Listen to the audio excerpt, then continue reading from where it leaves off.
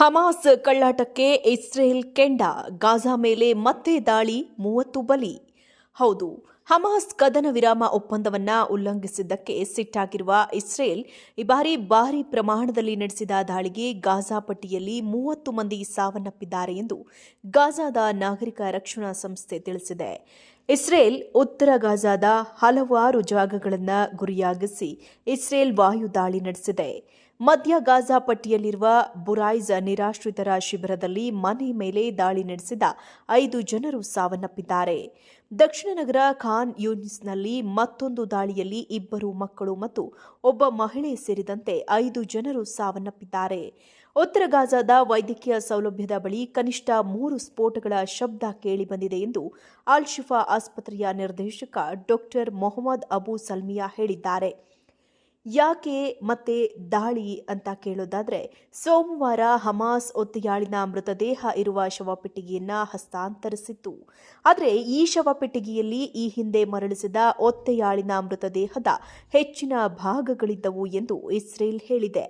ಪರೀಕ್ಷೆಗಳಿಂದ ದೃಢಪಟ್ಟಿತ್ತು. ಆದರೆ ಅವರ ಮೃತದೇಹವನ್ನ 2023ರ ಕೊನೆಯಲ್ಲಿ ಇಸ್ರೇಲ್ ಪಡೆಗಳು ವಶಪಡಿಸಿದ್ದವು. ಈಗ ಕಳುಹಿಸಿದ ಮೃತದೇಹಗಳು ಗಾಜಾದಲ್ಲಿ ಮೃತಪಟ್ಟ 13 ಮೃತ ಒತ್ತೆಯಾಳುಗಳದ್ದಲ್ಲ ಎಂದು ತಿಳಿಸಿದೆ. 282 ಕಿಲೋಮೀಟರ್ ವೇಗದಲ್ಲಿ ಬೀಸುತ್ತಿದೆ ಗಾಳಿ, ಚಂಡಮಾರುತದ ಹೊಡೆತಕ್ಕೆ ಜಮೈಕಾ ತತ್ತರ. ಅಮೆರಿಕದ ಅಧ್ಯಕ್ಷ ಡೊನಾಲ್ಡ್ ಟ್ರಂಪ್ ನೇತೃತ್ವದಲ್ಲಿ ಅರಬ್ ರಾಷ್ಟ್ರಗಳ ಸಮ್ಮುಖದಲ್ಲಿ ಕದನ ವಿರಾಮ ಘೋಷಣೆಯಾಗಿತ್ತು. ಈಗ ಬೇರೆ ವ್ಯಕ್ತಿಯ ಮೃತದೇಹವನ್ನ ಕಳುಹಿಸಿ ಹಮಾಸ್ ಕದನ ವಿರಾಮ ಉಲ್ಲಂಘನೆ ಮಾಡಿದೆ ಎಂದು ಇಸ್ರೇಲ್ ಹೇಳಿದೆ.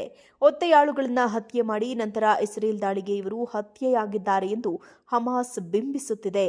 ಇದಕ್ಕೆ ಸಾಕ್ಷ್ಯವಾಗಿ ಐಡಿಎಫ್ ವಿಡಿಯೋ ರಿಲೀಸ್ ಮಾಡಿದೆ. ಈ ವಿಡಿಯೋದಲ್ಲಿ ಕಟ್ಟಡದಿಂದ ಇಸ್ರೇಲ್ ಒತ್ತೆಯಾಳುವಿನ ಶವವನ್ನು ಎಸೆಯಲಾಗಿದ್ದು ನಂತರ ಅದನ್ನ ಮಣ್ಣಿನಲ್ಲಿ ಹೂಳಲಾಗಿದೆ. ಈ ಎಲ್ಲ ದೃಶ್ಯಗಳು ಡ್ರೋನ್ ಕ್ಯಾಮೆರಾದಲ್ಲಿ ಸೆರೆಯಾಗಿದೆ.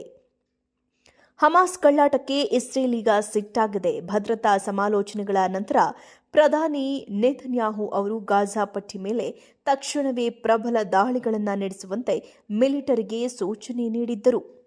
ಹಮಾಸ್ ಕಳ್ಳಾಟಕ್ಕೆ ಇಸ್ರೇಲ್ ಕೆಂಡ, ಗಾಜಾ ಮೇಲೆ ಮತ್ತೆ ದಾಳಿ, 30 ಬಲಿ. ಹೌದು, ಹಮಾಸ್ ಕದನ ವಿರಾಮ ಒಪ್ಪಂದವನ್ನ ಉಲ್ಲಂಘಿಸಿದ್ದಕ್ಕೆ ಸಿಟ್ಟಾಗಿರುವ ಇಸ್ರೇಲ್ ಈ ಬಾರಿ ಭಾರೀ ಪ್ರಮಾಣದಲ್ಲಿ ನಡೆಸಿದ ದಾಳಿಗೆ ಗಾಜಾ ಪಟ್ಟಿಯಲ್ಲಿ 30 ಮಂದಿ ಸಾವನ್ನಪ್ಪಿದ್ದಾರೆ ಎಂದು ಗಾಜಾದ ನಾಗರಿಕ ರಕ್ಷಣಾ ಸಂಸ್ಥೆ ತಿಳಿಸಿದೆ. ಇಸ್ರೇಲ್ ಉತ್ತರ ಗಾಜಾದ ಹಲವಾರು ಜಾಗಗಳನ್ನು ಗುರಿಯಾಗಿಸಿ ಇಸ್ರೇಲ್ ವಾಯು ದಾಳಿ ನಡೆಸಿದೆ.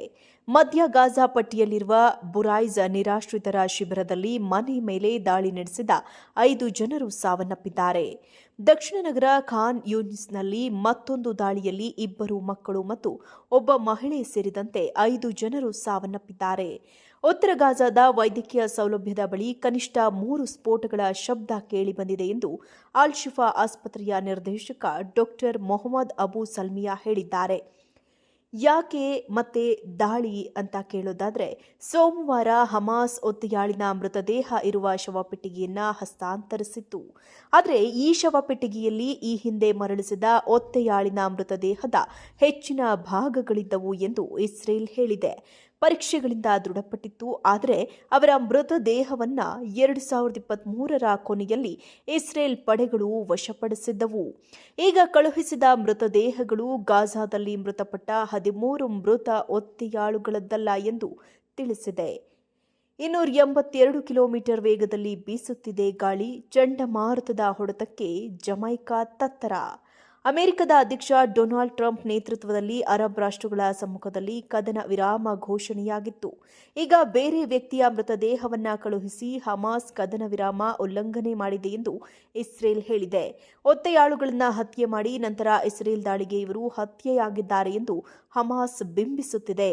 ಇದಕ್ಕೆ ಸಾಕ್ಷ್ಯವಾಗಿ ಐಡಿಎಫ್ ವಿಡಿಯೋ ರಿಲೀಸ್ ಮಾಡಿದೆ. ಈ ವಿಡಿಯೋದಲ್ಲಿ ಕಟ್ಟಡದಿಂದ ಇಸ್ರೇಲ್ ಒತ್ತೆಯಾಳುವಿನ ಶವವನ್ನು ಎಸೆಯಲಾಗಿದ್ದು ನಂತರ ಅದನ್ನ ಮಣ್ಣಿನಲ್ಲಿ ಹೂಳಲಾಗಿದೆ. ಈ ಎಲ್ಲ ದೃಶ್ಯಗಳು ಡ್ರೋನ್ ಕ್ಯಾಮೆರಾದಲ್ಲಿ ಸೆರೆಯಾಗಿದೆ. ಹಮಾಸ್ ಕಳ್ಳಾಟಕ್ಕೆ ಇಸ್ರೇಲ್ ಈಗ ಸಿಟ್ಟಾಗಿದೆ. ಭದ್ರತಾ ಸಮಾಲೋಚನೆಗಳ ನಂತರ ಪ್ರಧಾನಿ ನೆತನ್ಯಾಹು ಅವರು ಗಾಜಾ ಪಟ್ಟಿ ಮೇಲೆ ತಕ್ಷಣವೇ ಪ್ರಬಲ ದಾಳಿಗಳನ್ನು ನಡೆಸುವಂತೆ ಮಿಲಿಟರಿಗೆ ಸೂಚನೆ ನೀಡಿದ್ದರು.